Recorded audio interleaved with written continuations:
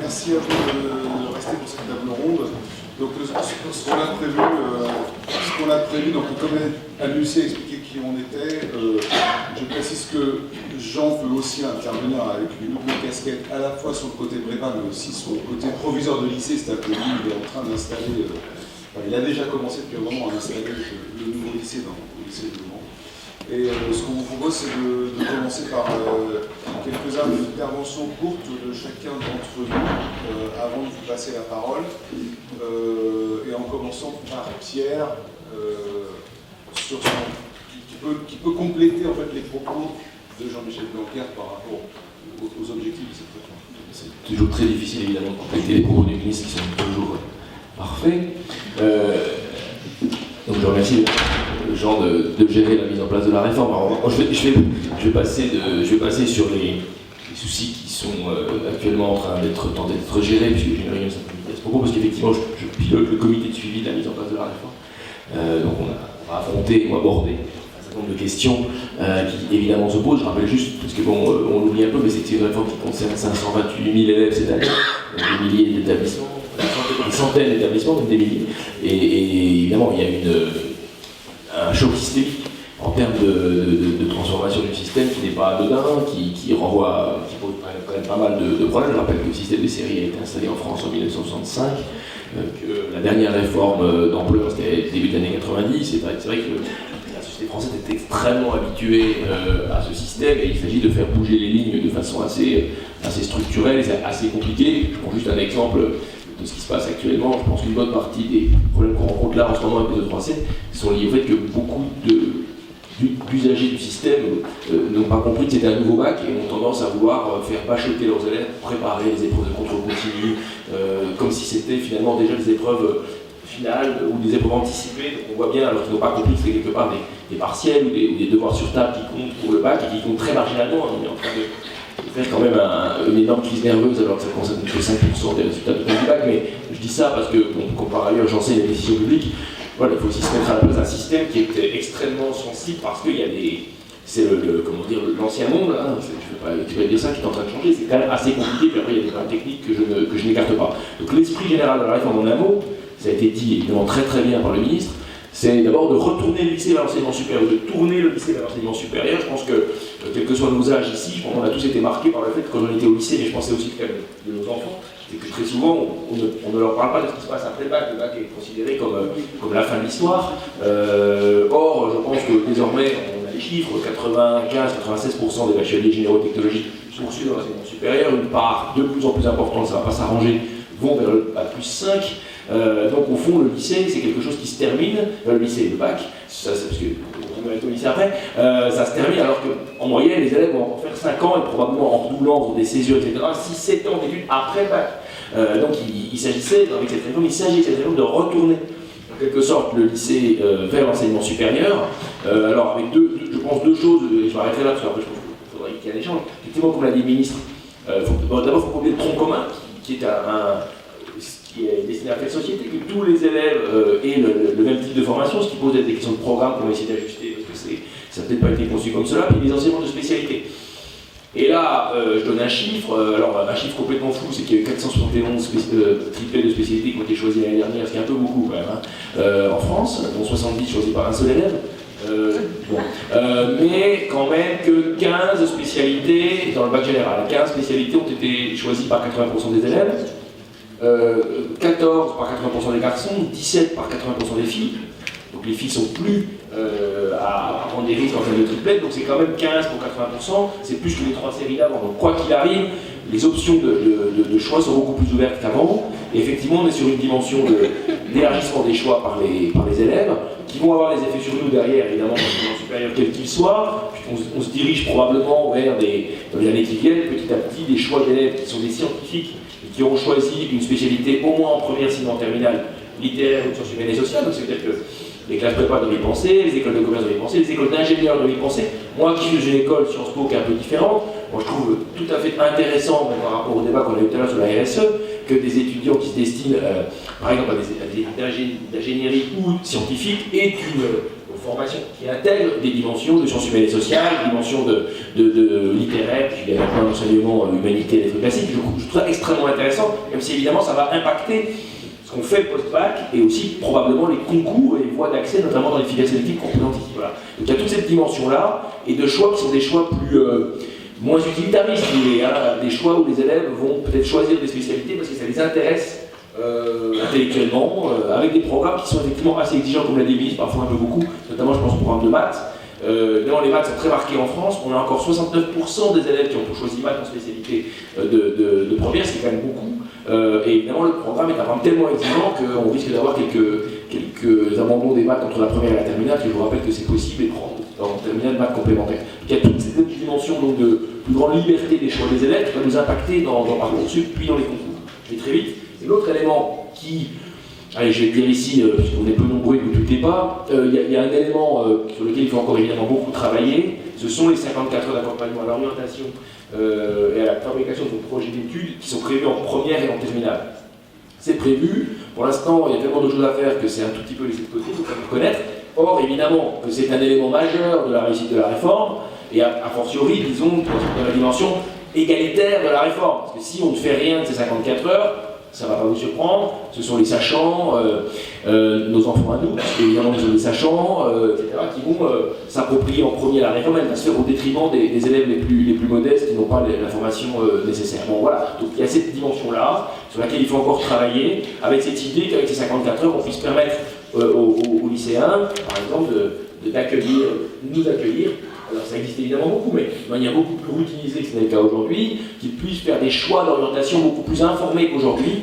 Vous devez avoir en tête, mais je pense que vous le savez, que quand on interroge les élèves sur leurs vœux Parcoursup, on est très très surpris de leurs vœux. Hein. Alors on est peut-être marqué par nos propres enfants, mais globalement, on a des élèves qui choisissent des BTS sans trop savoir ce qu'ils ont choisi, et qui ensuite, quand ils sont pris, ont oublié l'acronyme du BTS dans lequel ils ont été pris, qui font des choix parfois un peu sous contrainte, hein, qui remplissent 10 vœux et qui sont parfois retenus là où ils ne devaient pas aller. Donc on a tout ce type de problème, et bien entendu, on n'est pas concerné ici, mais en licence 1, vous le savez sans doute, les 4 vœux de licence 1 qui sont les plus importants concernent 4 parcours qui sont très peu enseignés au lycée, qui doivent nous interpeller tous, hein, puisque c'est psycho, droit, STAPS et PACES, donc médecine, qui va changer aussi, donc ça doit nous interpeller. Donc il y a toute cette dimension-là qui n'est pas encore actée. Voilà, je terminerai juste en disant que ça va prendre du temps, les cultures sont très marquées, il y a eu 27% des élèves qui ont choisi en fait, de reconstruire la ex-série S, en prenant maths, physique, chimie et SVT, et dans les enquêtes qu'a mené la DEP, ce qui est tout à fait intéressant, ça ne vous surprendra pas, ce choix est majoré chez les enfants d'enseignants. Voilà, je m'arrêterai là. Je passe la parole à Jean, et je précise que Jean a aussi invité certains de ses collègues du lycée, donc il y a sans doute des enseignants du lycée qui sont à la manœuvre aussi en ce moment. Merci. Et quelques collègues chefs d'établissement que je salue aussi bien amicalement.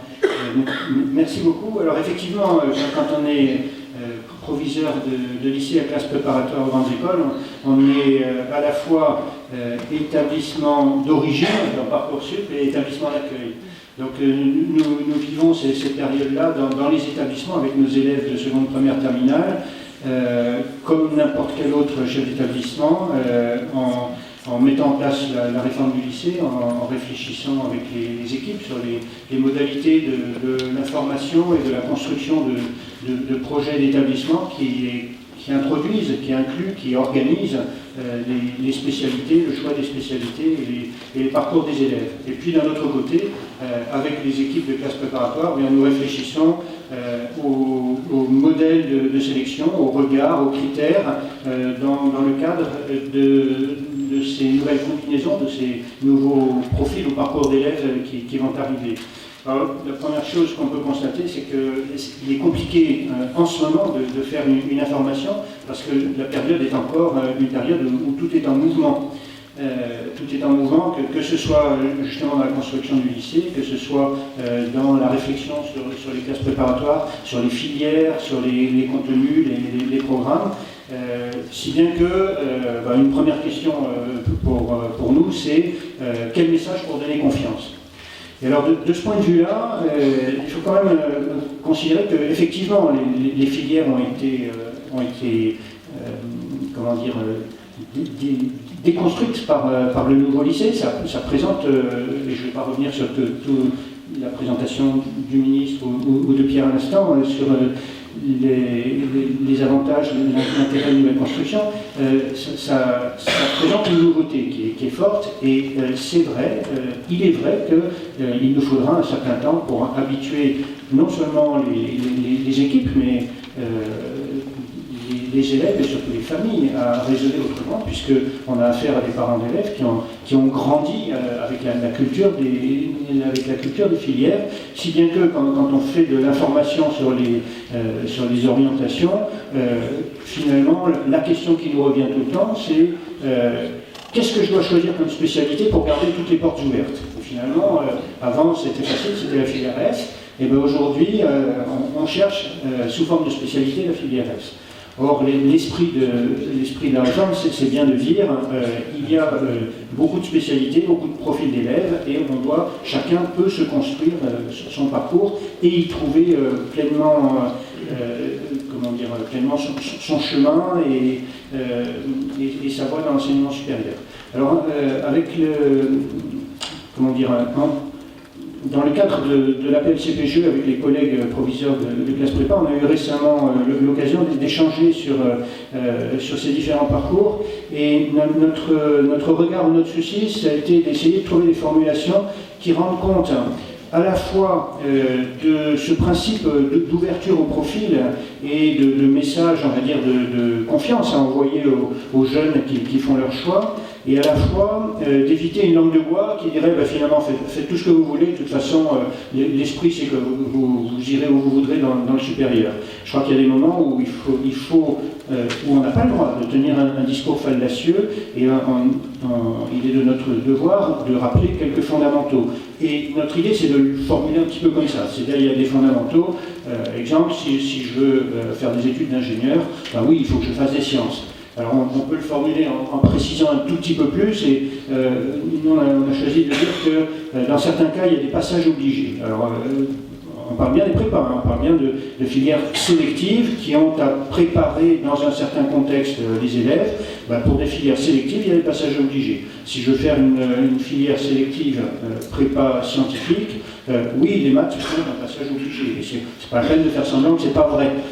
Des maths en première, des maths en terminale, quelle qu'en soit la forme, spécialité, complémentaire, experte. Et si on veut aller faire une filière prépa sélective, très sélective de haut niveau, oui, il faudra faire des maths en spécialité avec maths experte. C'est pas la peine de ne pas le dire. De la même façon, il est clair que si on veut faire une prépa de type économique et commercial, il faut faire des maths aussi, quel que soit le type de mathématiques qu'on va choisir.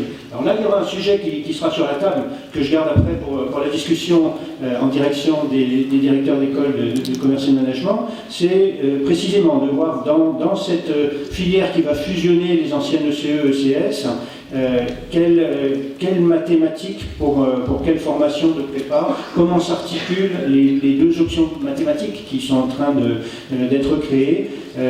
Voilà, pour nous, proviseurs de lycée à CPGE, il y a là un vrai enjeu, et le groupe de travail au MESRI qui réfléchit sur les programmes mathématiques dans cette filière-là a connu beaucoup de débats et d'échanges qui sont importants sur ce sujet-là. L'autre sujet qui est extrêmement important pour nous, c'est celui de la place du numérique. Parce que le lycée introduit le numérique en seconde, le numérique comme spécialité numérique et sciences informatiques en première. Les sciences de l'ingénieur comportent aussi de l'informatique, de l'électronique, du numérique. Or, ce dont on s'aperçoit à ce stade de l'évolution du choix des vœux des élèves, c'est que très largement au niveau de l'ensemble du pays et de nos contacts, on repère que les élèves qui avaient choisi du numérique, soit forme NSI, soit forme sciences de l'ingénieur en première, dans les premiers sondages qu'on a fait pour aller en terminale, abandonnent ces spécialités-là quand ils veulent faire des sciences. Donc là on a un vrai sujet sur jusqu'à quel point cette nouvelle spécialité va pouvoir être réellement ancrée dans le lycée. Ça, c'est si je reste au niveau lycée. Et si je passe au niveau classe préparatoire, là, on a une question complémentaire, c'est avec l'annonce d'une classe préparatoire spécifique NPI, précisément pensée avec cette idée qu'un profil avec maths et numérique informatique y trouverait sa place. Eh bien, cette prépa NPI, quand est-ce qu'on en aura les contours exacts? Et là, en ce moment, c'est en train d'être travaillé, je le sais bien. Mais en revanche, vous, directeur d'école scientifique qui êtes ici, qu'est-ce que vous en pensez? Est-ce que vous voyez ça avec intérêt? Est-ce que vous imaginez prévoir des places pour des étudiants qui seraient passés par cette filière-là? Bref, quel message on peut donner à des étudiants au moment où ils sont en train de se poser la question de choisir le numérique? Voilà, si vous voulez, un petit peu dans un premier temps pour faire vite les questions qu'on se pose et dans une période qui est certainement intéressante, mais l'actualité nous le montre aussi, extrêmement compliquée, parce que finalement, les calendriers, de multiples calendriers se recoupent, se superposent, que ce soit pour ce qui concerne les choix de spécialité et l'orientation, que ce soit pour l'organisation du nouveau baccalauréat et de ses épreuves en contrôle continu, ou encore d'autres éléments de crispation plus large qui ne concernent pas que l'école. Merci Jean. On passe la parole à Alice, plutôt focalisée un peu sur les filières EC. Merci et effectivement merci Jean et Pierre pour cette présentation. Vous avez dit beaucoup de choses. Effectivement, on a l'impression qu'on est un peu à la croisée des chemins en ce moment et qu'il y a beaucoup de questions qui émergent, en tout cas pour les grandes écoles de commerce en France. Et effectivement, on en reparlera. On en parlait hier avec Alain Joyeux, d'ailleurs, de la question des maths et comment les combinaisons vont se faire. Plus globalement, pour les écoles de management, moi j'ai trouvé très bien la présentation du ministre Blanquer. C'est extrêmement clair et c'est vrai que la réforme a beaucoup de sens. Ça va apporter beaucoup de diversité, beaucoup de solidité, je pense beaucoup d'ouverture aussi pour les étudiants. Donc c'est une bonne chose, en tout cas nous on le voit comme étant une bonne chose, puisque nous, effectivement, nous sommes impactés, j'allais dire, de deux façons différentes. La première, c'est au niveau des post-bac, où finalement on a une ouverture, on va avoir une ouverture encore plus grande des profils qui vont pouvoir faire le choix de rentrer directement, effectivement, dans ce qu'on appelle des bachelors. Et puis, il y a la question que nous travaillons, effectivement, on travaille bien, je crois, ensemble, avec le ministère, la PHEC, enfin tous les représentants des associations et des écoles. Je crois qu'il y a des travaux sont faits à différents niveaux pour pouvoir avancer ensemble et surtout pour donner de la clarification aux familles et aux étudiants. Nous, aujourd'hui, effectivement, bon, la filière effectivement, classe préparatoire et la filière privilégiée, on va dire, c'est vraiment la voie de réussite qui est celle qui nous est chère dans nos établissements. Effectivement, le choix des maths, alors Jean l'a très bien dit, les maths resteront véritablement le socle. Effectivement, on ne va pas se leurrer pour pouvoir entrer dans une grande école de commerce, il faut avoir fait des maths. À partir de là, comment se font les combinaisons entre maths appliquées et maths approfondies? Quels choix vont faire les classes préparatoires, parce qu'elles n'ont qu'une classe ou elles en ont plusieurs, et comment les étudiants vont devoir faire leur combinaison pour être sûrs qu'ils vont pouvoir entrer avec le bon niveau de maths, qu'on ne va pas être sur une dégradation de niveau, où on ne va pas avoir seulement que les excellents en maths et qui nous coûtent un petit peu de l'ouverture et de profils différenciés. Donc cette question-là, effectivement, est mise sur la table. Ça serait bien qu'on puisse clarifier le plus possible. Moi, je crois que l'idée de donner de l'information et de pouvoir expliquer que la classe préparatoire aujourd'hui, c'est une filière voie réussite dans une grande école, en tout cas de commerce, mais c'est vrai aussi pour les écoles d'ingénieurs, c'est fondamental, et de clarifier ces parcours est juste très important là maintenant au moment où on en discute. Donc il faut qu'on arrive à retourner vers les familles avec des clarifications. Ensuite, il y aura un impact forcément pour nous. D'une part, ça va ouvrir en termes de profil. D'autre part, on va avoir effectivement à réviser probablement. On en parlait hier et on en parle. On a un groupe de travail au chapitre qui s'occupe de cette question. C'est probablement la révision du concours aussi.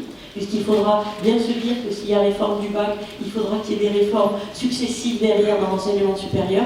Donc il faut qu'on travaille ensemble aussi pour réviser un petit peu nos exigences et clarifier, simplifier, pourquoi pas, dans le concours. Et puis, plus globalement, qu'on puisse réviser aussi le lien, le fameux continuum dont on parle entre les classes prépa et les grandes écoles, de pouvoir affiner, clarifier les parcours et faire en sorte qu'il n'y ait pas de phénomène de décompensation comme on peut l'avoir entre la classe prépa et les grandes écoles, mais qu'on ait une continuité. Et donc tout ceci appelle pour une plus grande clarification, plus de communication et probablement assez rapidement, je crois maintenant, on a tous dit qu'effectivement on était au milieu du gué, qu'il fallait qu'on trouve des solutions, mais là je trouve qu'il est temps véritablement d'avancer parce qu'on le doit au fond aux familles, on le doit aussi à dans toute la chaîne, que ce soit nous grandes écoles, classes préparatoires, de pouvoir nous réorganiser dans les années qui viennent pour pouvoir donner de l'information plus pertinente. Voilà. Donc pour nous, c'est plutôt une bonne nouvelle, j'allais dire, on est plutôt content, on accompagne cette évolution, je crois qu'on est tous très très impliqués, hein, et je vois tous les collègues des grandes écoles de commerce sont là et sont très actifs sur cette question. Maintenant, il est temps effectivement d'avancer et de clarifier, de donner une information plus lisible. Voilà. Merci Alice. Moi je vais prendre un peu la casquette école d'ingénieurs. Alors, je sais qu'à la CGE, il n'y a pas que des écoles de commerce management, des écoles d'ingénieurs. On vous laissera la parole après.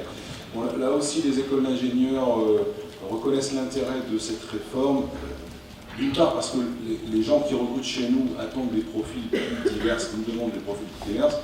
Toutes nos écoles avaient déjà beaucoup diversifié leur voie d'entrée et élargi aux bacheliers technologiques, voire pour certains aux bacheliers professionnels, aux filières universitaires. Donc on avait déjà beaucoup élargi pour ces raisons-là.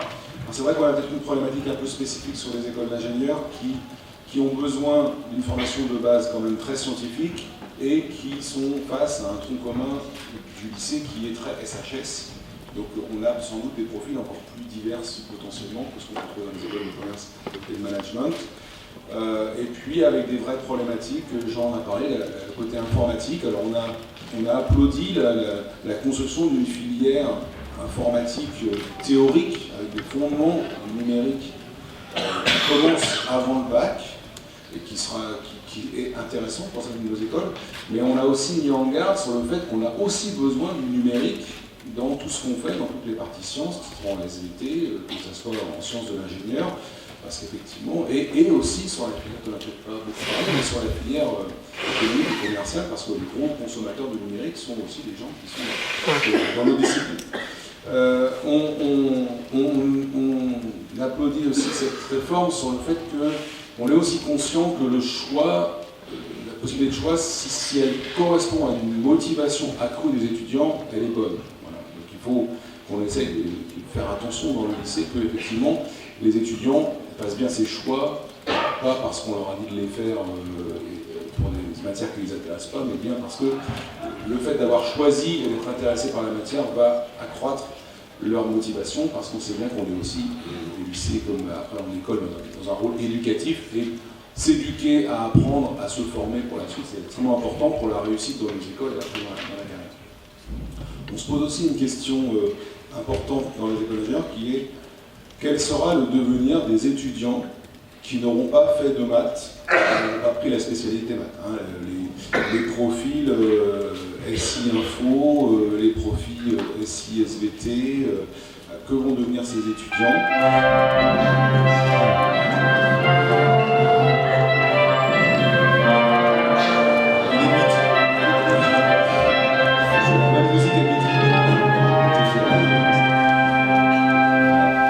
Pour ceux qui sont intéressés, je vous enverrai la partition. Voilà, donc la problématique de ces jeunes qui sont intéressés par les sciences, mais qui n'auront pas choisi les maths, donc qui a priori auront du mal à intégrer une CPGE.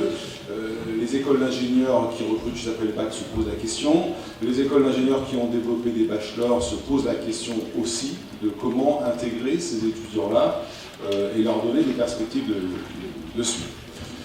Voilà un petit aperçu rapide de quelques questions qui se posent dans les écoles d'ingénieurs. Et puis alors avec, si je reviens maintenant sur le côté école qui recrute post-CPGE, effectivement une problématique assez diverse de celle de la filière EC, où on a fusionné deux filières ECE-16 dans une seule prépa.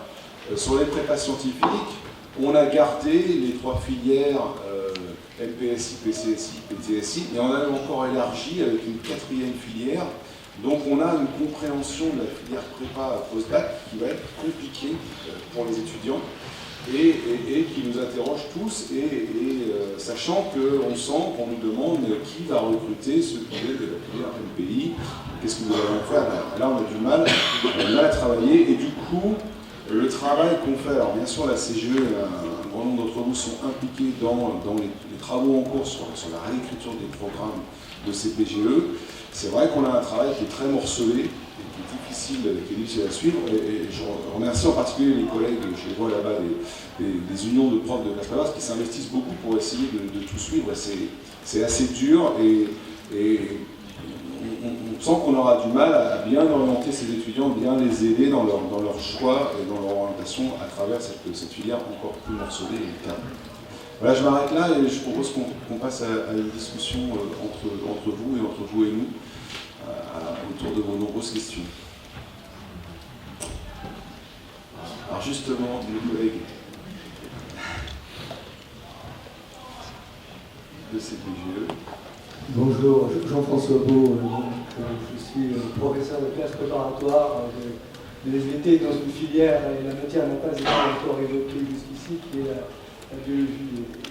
Moi, il me semble que le champ scientifique actuellement, on repose quand même sur 3 piliers qui sont, entre autres, qui sont à un niveau solide de mathématiques, la physique-chimie et la biologie. On le voit avec les aspirations environnementales de la plupart des étudiants. Donc, je crois que c'est absolument nécessaire. Nous avons le sentiment un petit peu que la réforme rend difficile cette construction pour les étudiants, pour les étudiants de terminale, d'une formation sur ces 3 champs, puisqu'elle ne le permet pas, même si vous allez me répondre que l'enseignement scientifique va assurer le complémentaire de cette histoire. Alors il ne le permet pas parce qu'il y a ce fameux choix des spécialités, la réduction de 3 à 2, et personnellement je ne comprends pas en quoi ça remet la réforme en cause si il y avait la continuation de ces 3 spécialités en terminale comme elle est en première. Et le deuxième point, c'est que par exemple, et nous sommes confrontés au témoignage des élèves dans les salons, puisque nous avons beaucoup de salons, un étudiant qui voudrait conserver par exemple un niveau solide en mathématiques, serait la spécialité en terminale, et à ce moment-là, s'il veut conforter sa formation sur le champ scientifique, il a le choix entre une option maths expert et une autre option maths expert et une 3e option maths expert. Finalement, c'est-à-dire qu'il ne peut pas aller du côté des options qui seraient physique-chimie ou qui seraient SVT. Et en ce sens, il ne peut pas compléter. Donc, soit il prend 9 heures de maths, soit il reste à 6 heures de maths, mais sans pouvoir compléter. Donc, moi, je ne comprends pas réellement pourquoi des options, par exemple, des options sur ces autres champs ont été rendues impossibles. Voilà les 2 questions et les 2 problèmes qui se posent, me semble-t-il, et qui suscitent toutes les questions des élèves actuellement. Alors, on essaie de ne pas répondre à la place du ministre, je ne sais pas si...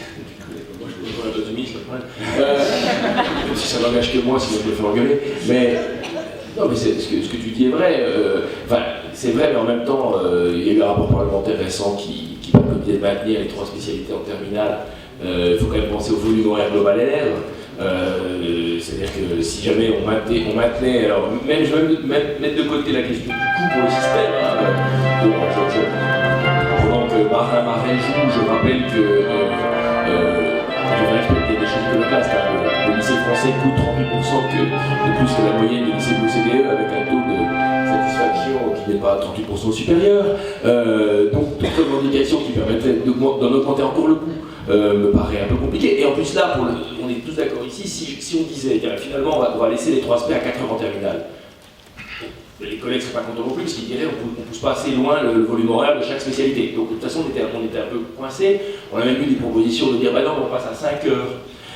Ou alors il y en a une qui va à 6 heures et une qui reste à 4 heures. Et ça je pense un peu aux emplois du temps, même si la réforme a déjà impacté pas mal des emplois du temps. Donc oui, je suis assez d'accord. J'ajoute, alors je vais dire 2 choses iconoclastes, mais bon, tu sais bien que en général, je ne prive pas. La première, c'est de dire, effectivement, il faut que les élèves vraiment scientifiques aient une formation qui marche. Je crois qu'il y ait Et je pense que sur les questions d'environnement et développement durable, moi, je pense que les élèves, il faut qu'ils aient une formation en histoire géo, en SES, parce que d'avoir que des purs scientistes, ça nous a amené quand même dans des situations un peu compliquées, dans certaines situations, si je puis me permettre. Je sais que je fais exprès d'impacter là les collègues des écoles d'ingénieurs, mais bon, quand même. Hein, donc je pense que c'est important dans les débats de demain, sur le développement soutenable, que les élèves aient également, mais on est d'accord, hein, une culture générale sur d'autres choses que les trois grandes disons, disciplines canoniques des sciences. Ça, je pense que c'est important. Après, je vais être encore plus iconoclaste. Donc je pense que la formation post-bac, elle peut avoir aussi vocation à permettre des formes de, alors, je ne vais pas dire de rattrapage ou de remédiation, mais moi, si vous voulez, j'ai proposé au ministre, enfin à la ministre, c'est plus compliqué, qu'à la place d'appeler, vous savez, le oui si, de l'appeler le oui avec. Non mais vous voyez ce que je veux dire, alors, vous comprenez, le truc c'est qu'aujourd'hui dans le système, le WICI il est plutôt destiné à des élèves qui ont fait STI 2D et veulent aller en école d'ingénieur, et en gros le WICI c'est ok très bien, vous venez, mais vous allez devoir faire des enseignements de plus parce qu'il vous manque des choses dans ce que voilà, mais ça me paraît assez honnête de leur dire, avant on leur disait rien du tout, en général ils se prenaient la porte violemment, et en plus ils étaient de milieu modeste, et bon. Moi, j'ai plaidé pour le oui avec, dans ce sens de dire cette réforme, elle fait qu'en effet, de plus en plus de formations post-bac vont accueillir en leur sein des élèves à qui il manquera des trucs. Alors, plutôt en effet dans les cursus scientifiques, c'est vrai, mais pas que. On va avoir en effet des prépas de commerce, voire des écoles de commerce qui vont accueillir des élèves qui n'auront fait par exemple que des maths en première, ou voire même qui peut-être n'auront pas fait de maths du tout. Et puis petit à petit, les écoles de commerce devront les accueillir parce que sinon, il faudra bien aussi remplir les effectifs des écoles. Voilà, donc il y a aussi cette question d'une adaptation. Et moi, je me demande jusqu'à quel point ça n'aurait pas du sens dans des formations de licence, en train de devenir des formations de licence généralistes, n'ont pas de licence de santé qui est en train de se mettre en place. Ça aurait du sens de permettre à des élèves qui, par exemple, auraient fait de la bio qu'en première, d'accord, hein, tu vois ce que je veux dire, de pouvoir post-bac bénéficier d'enseignements qui permettent de rattraper, de compenser cette absence de bio en terminale. Je sais bien que ce que je dis est très iconoclaste, mais je pense que ça peut être une solution. C'est vraiment une rupture paradigmatique. Ça veut dire accepter que ce oui-si, ça vienne à oui avec. On ne s'adresse pas à des élèves qui sont en difficulté scolaire, on s'adresse à de bons élèves, mais qui, du fait de leur choix au lycée, auraient été amenés à ne pas choisir ou à arrêter telle ou telle formation. Je suis d'accord pour dire, on l'a pas dit tout à l'heure pour tous les quatre, enfin on l'a un peu dit, que ça suppose aussi une révolution copernicienne de l'enseignement supérieur. Alors attention, hein, qui est en train de se faire à bas bruit, notamment dans les filières, disons, qu'on va appeler non sélectives, mais c'est ce que devient de plus en plus à l'université. Hein, on a de plus en plus de formations qui intègrent ce type de choses, qui intègrent des publics de plus en plus hétérogènes. Je pense qu'il faudra qu'on aille vers cela. Dernière chose sur les options, mais tu l'as compris, les options, mettre bio, mettre physique, chimie, etc. en option.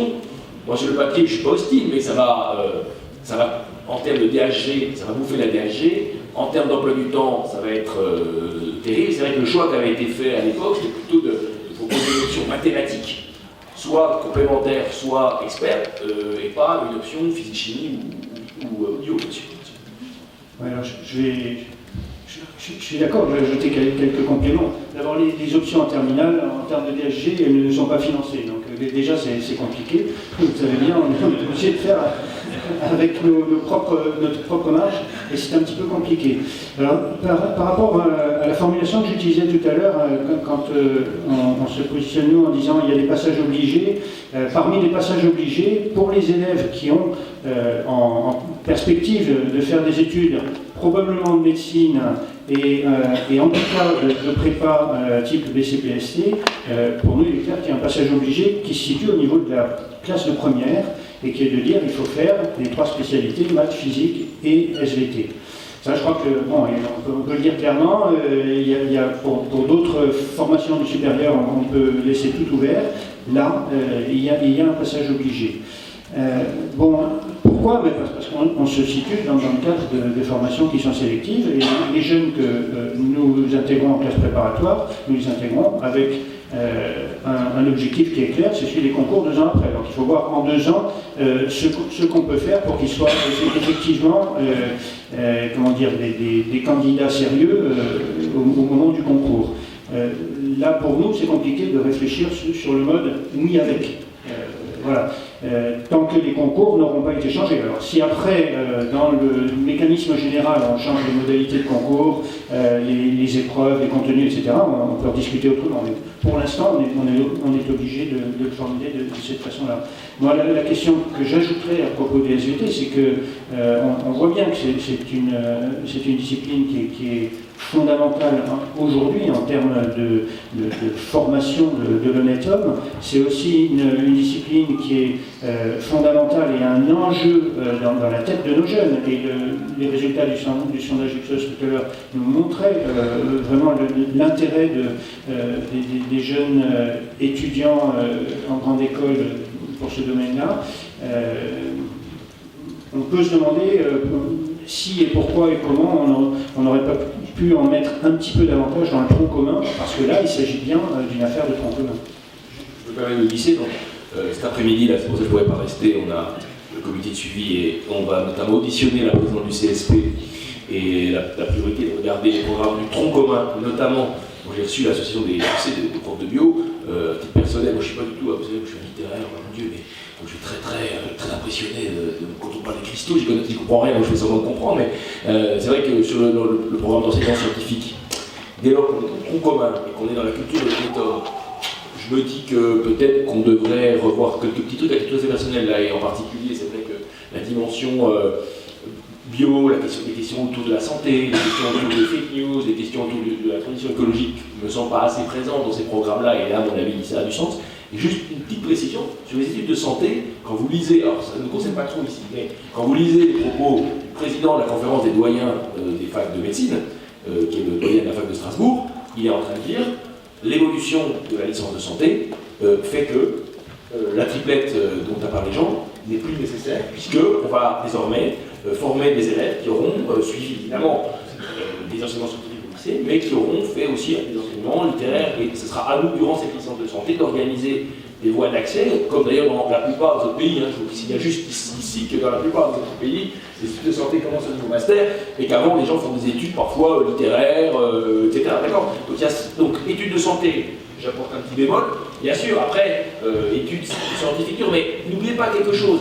Enfin, c'est très important, c'est que les gamins, quand ils sont en seconde, moi il se trouve que je fais du counseling pour des gamins qui sont en troisième ou en seconde. Il va de soi que si un gamin vient me voir en me disant je suis en seconde et je sais déjà que je veux faire des études scientifiques, j'en suis sûr. Moi, pourtant, apôtre, père de la réforme, je leur dis prenez des espèces scientifiques. C'est évident, ne faites pas n'importe quoi. Ce que vous voulez aller en prépa ou ailleurs. Mais vous savez bien aussi que vous avez énormément de gamins en seconde qui ne savent pas tout ce qu'ils veulent faire, soit qu'ils soient très bons, soit qu'ils soient un peu moins bons. D'accord ? Et donc là, effectivement, moi, le conseil que je dis, c'est est-ce que vous êtes sûr est-ce que vous avez envisagé, vous, de faire des études scientifiques ? Moi, comme il y a des gens qui me disent non, pas du tout, ce qui était mon cas quand j'étais au lycée, je leur dis dans ce cas-là, il faut assumer le fait que vous ne prenez pas de spécialité. Mais en revanche, l'élève qui me dit j'ai un doute, études scientifiques ou études commerce. Si vous avez un doute, je dis prenez au moins les maths. Prenez au moins maths, et oui, et donc on a ça, on a des élèves, là dans ceux qui ont les 25-26% qui ont pris les 3 spé traditionnels de l'AS, vous avez une partie d'élèves qui sont ceux qui savent déjà qu'ils veulent aller vers les scientifiques, et vous avez aussi des élèves qui sont les héritiers de la nostalgie du baquet, c'est normal. Voilà, mais je trouve qu'il faut assumer, un élève qui hésite un peu, la vertu de la réforme, me semble-t-il, c'est qu'il puisse choisir des spécialités qui leur permettent de ménager études scientifiques, études moins scientifiques, même si bien sûr après bac, si finalement ils vont des études scientifiques, ils auront des lacunes, évidemment liées au fait qu'ils n'ont pas fait physique, pas fait bio, pas fait autre chose. Voilà. Question suivante. Ouais.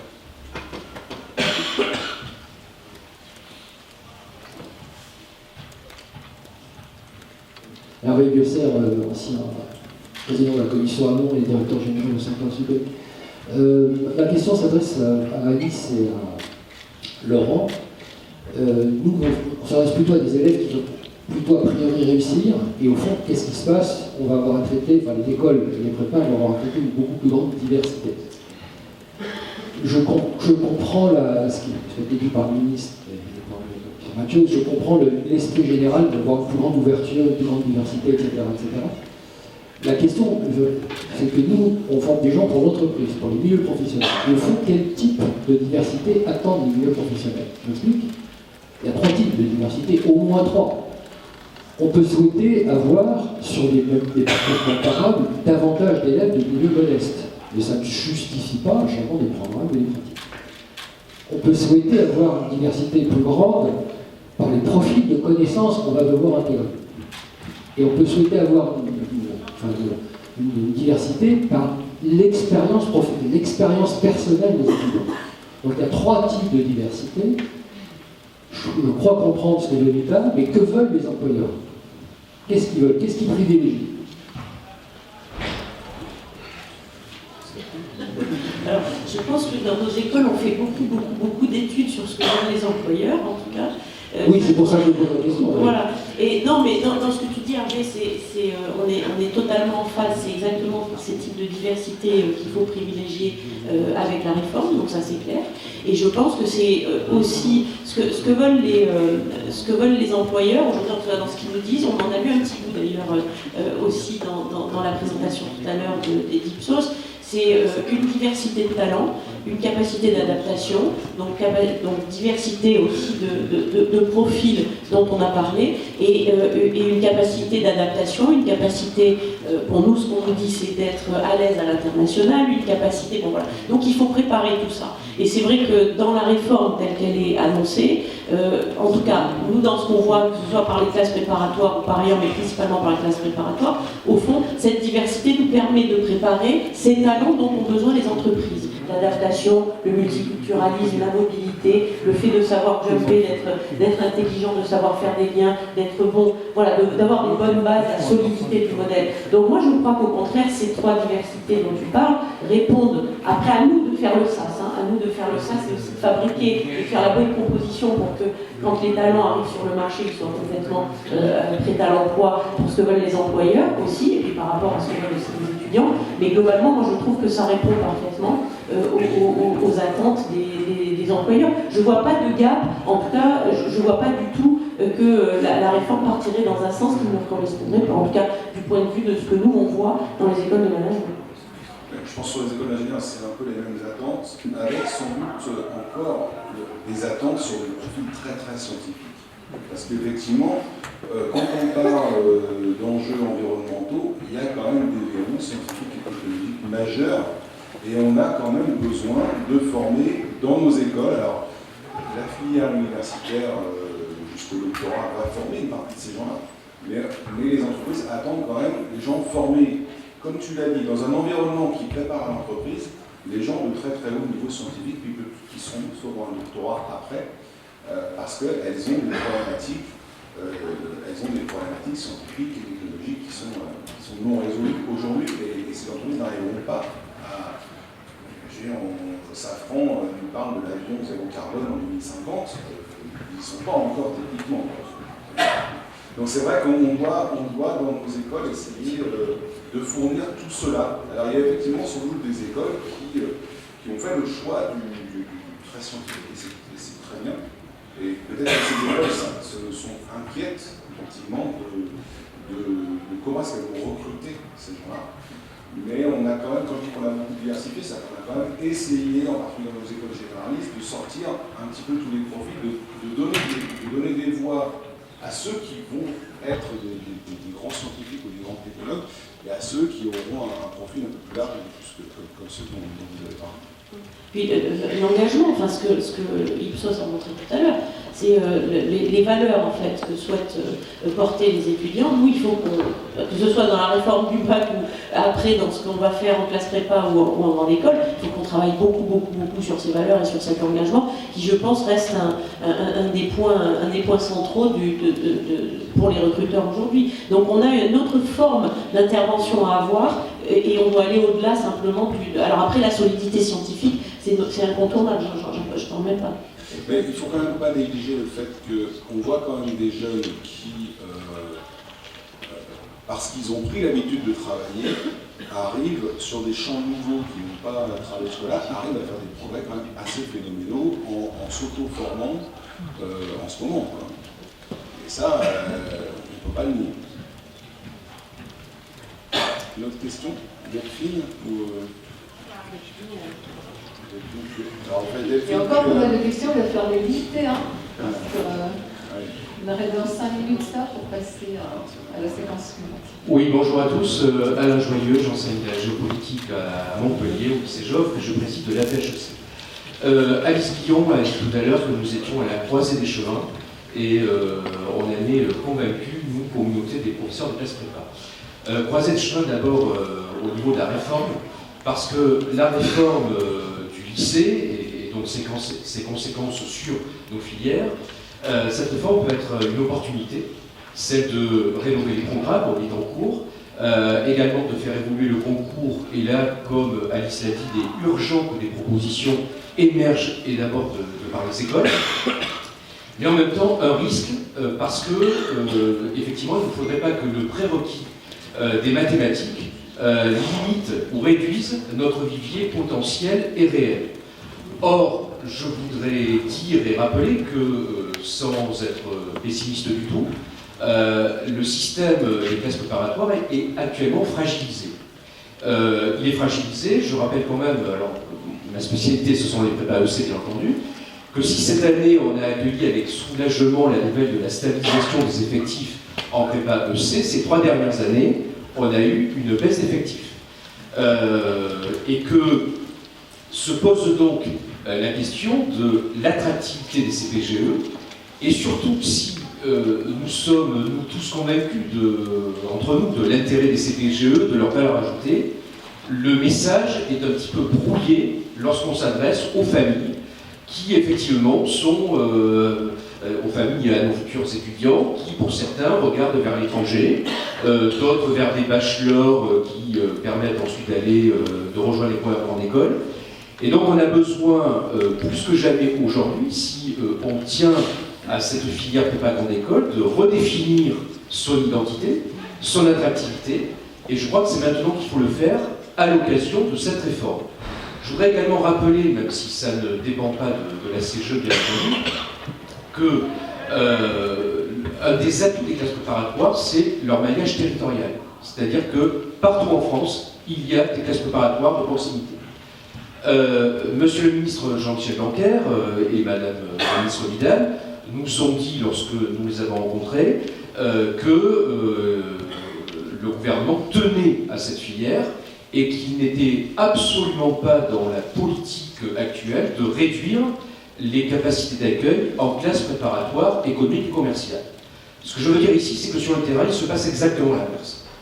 C'est-à-dire que les logiques comptables font que j'ai tous les 3 jours des collègues de tel ou tel lycée qui m'envoient des alertes sur des projets de fusion de classes, de fermeture de classes, etc. Et il est évident que ça touche qui ? Justement, ces classes préparatoires de proximité qui sont dans des villes moyennes et qui jouent un rôle éminent d'ouverture sociale.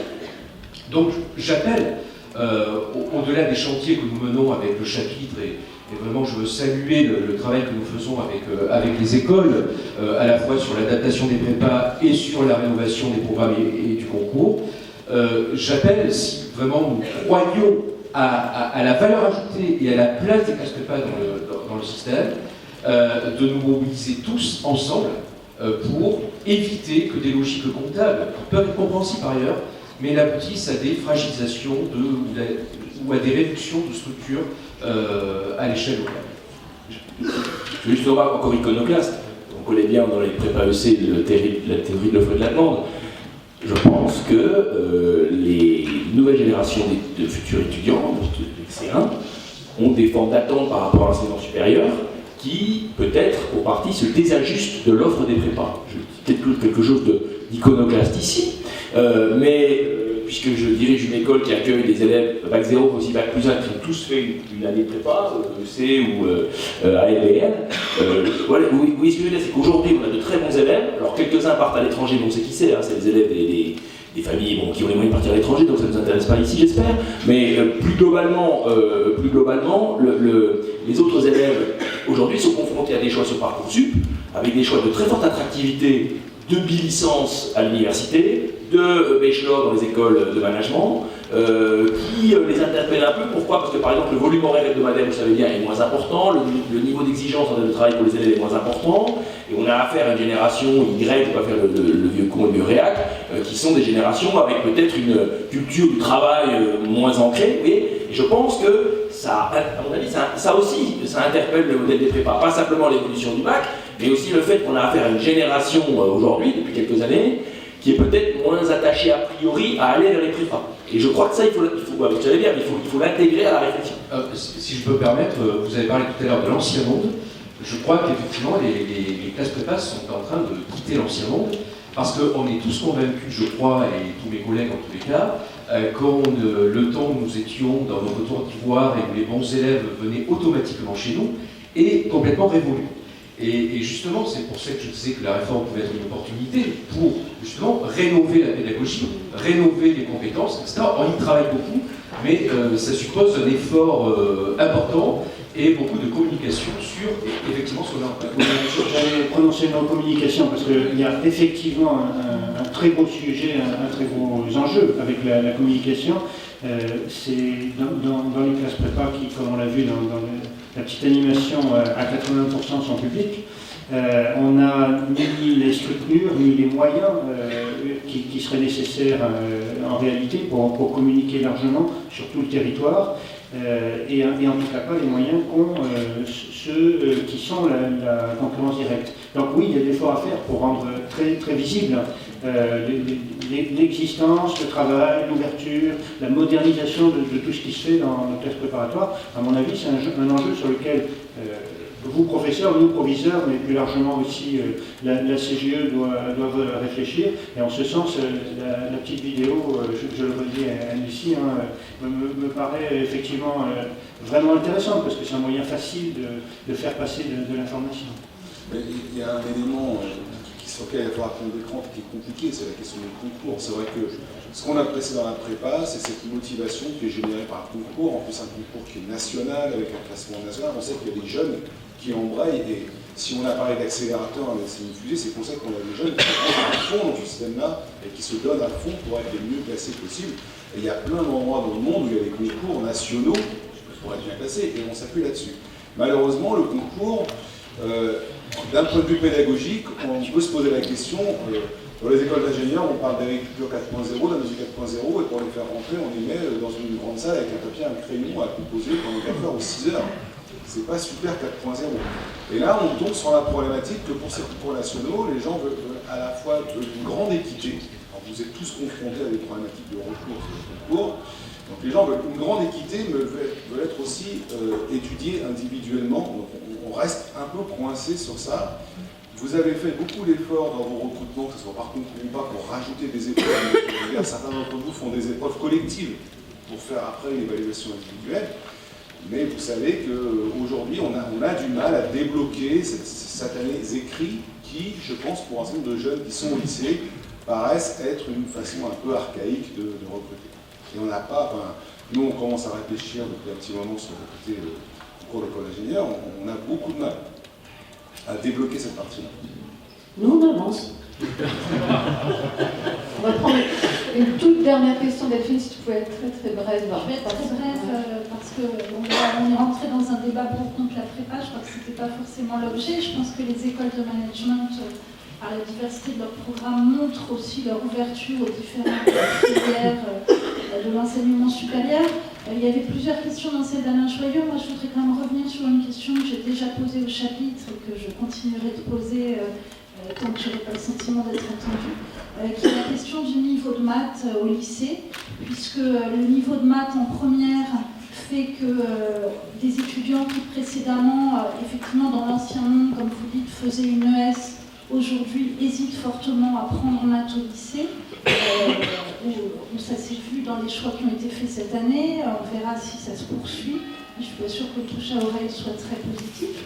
Et donc on a aujourd'hui des étudiants qui ont un niveau peut-être intermédiaire en maths, qui ne pourraient pas prétendre à faire une école d'ingénieur, mais qui jusque-là pourraient envisager de faire une école de commerce post-prépa, qui aujourd'hui ne vont peut-être pas prendre maths, et on le sait déjà, ne prennent pas maths en première, et du coup ne peuvent pas destiner vers une prépa. Ça pose quand même question parce que je pense que dans nos écoles, il y a la place pour des étudiants, je parle des écoles de management, il y a la place pour des étudiants qui ne sont pas très très matheux. D'ailleurs, on a un certain nombre de littéraires qui nous rejoignent tous les ans et on en est ravis. Et encore une fois, il ne s'agit pas pour moi de critiquer la réforme qui, je pense, par la diversité des profils, est très positive pour l'ensemble de nos écoles. Mais il y a un vrai sujet sur les maths et sur des profils d'étudiants qui, par exemple, en terminale, choisiront les spécialisations géopolitique et économie et qui peut-être pourraient être intéressés par Sciences Po, mais pourraient aussi être intéressés par des écoles de management et qui, dans ces conditions, ne pourront plus faire de prépa. Donc moi, je reste quand même un peu ennuyée de ce choix forcé qu'on leur impose, soit à faire des maths à très haut niveau alors que c'est pas forcément leur envie ou leur vocation, soit renoncer à faire une prépa aux écoles de commerce. Donc je voulais vous intéresser. Enfin, c'est la question que j'avais prévu de poser au ministre, mais comme il n'est pas là, je la pose à vous. Lui, c'est lui, moi, c'est moi. Mais non, mais juste une réponse là-dessus. Comme vous le savez peut-être, le comité de suivi, on s'est rencontrés. Donc nous, on a déjà fait avec mon collègue du comité de suivi, le patron du comité de suivi, on a fait quelques propositions au ministre d'ajustement, s'agissant notamment des mathématiques. Parce que, et finalement, ce qui a été retenu par le ministre, on a fait plusieurs options possibles. Alors, je pense que Michael Prof le sait bien, puisqu'on s'était vu. Celle qui a été retenue par le ministre est de recommander ou de laisser la possibilité aux proviseurs de mettre en place en première des groupes qu'ils ont appelés des groupes de compétences. Hein, les mots ayant un sens, des groupes de compétences qui, quelque part, sont une manière peut-être de répondre à ce que vous venez de dire, parce qu'effectivement, on va dire le programme de maths de première est un programme exigeant. Je pense que les collègues profs de maths sont très contents d'un programme exigeant en maths, c'est vrai, mais exigeant plutôt pour des études scientifiques. C'est tout à fait évident, et c'est sûr que donc c'est plutôt un programme qui s'adresse à des... Ce que me disent beaucoup de profs de maths, c'est que c'est un programme de l'équivalent d'une S option maths du système d'avant, parce que les maths du système d'avant. Donc ça correspond à un des objectifs du ministre, c'est d'avoir de vrais scientifiques, enfin moins qu'avant, mais de vrais scientifiques motivés. Bon, ça met effectivement les élèves qui ont une appétence au management au commerce un peu de côté. Donc la question des groupes de compétences semble pouvoir être une solution avec ensuite maths complémentaires en terminale, mais ça peut interroger les programmes aussi. Parce que dans ce cas-là, ça veut dire que les programmes restent quand même les mêmes et ils sont abordés avec des niveaux d'exigence un peu variés selon les groupes de compétences. Voilà. Mais on en est là pour le moment, mais ça fait partie des sujets sur lesquels on travaille. Voilà. Bien, écoutez, merci en tout cas. Ce qu'on voit, c'est sûr. Merci aux quatre collègues. Alors, ce qu'on voit, c'est sûr, c'est que les débats vont continuer au sein de la CGE sur ces questions. Jean est au conseil d'administration, il y a aussi Jean-François Beau qui représente tout le monde des profs de classe prépa. Donc, entre lycée, prépa, école, il faut continuer le débat. Il faut aussi qu'on continue des actions communes. Tu as cité la communication, mais c'est vrai qu'informer le public dans cette période de transformation, c'est quand même important. Il y a d'autres actions qu'on mène ensemble, on continue à travailler main dans la main. La classe prépa reste la colonne vertébrale de nos grandes écoles et continuons à l'être d'une façon ou d'une autre.